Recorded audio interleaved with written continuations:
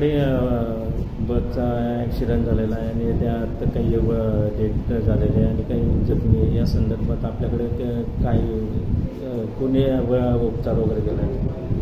आज सकाळी चोपड्याजवळ झालेल्या अपघातामध्ये 3 जण मृतावस्थेत आणि चोपडा जिल्हा रुग्णालय चोपडा इथं मृतावस्थेत आणण्यात आलेले आहे आणि एक गंभीर जखमी स्वरूपात आणला गेला.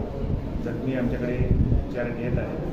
तसेच जे 3 मृतावस्थेत आणलेले आहेत त्यांच्यावर पुढील तपासणीची कार्यवाही चालू आहे. जखमीची परिस्थिती काय आहे डॉक्टर?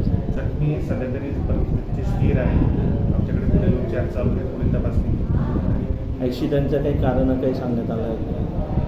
ॲक्सिडेंट हा वाहनाचा ॲक्सिडेंट झाला आहे.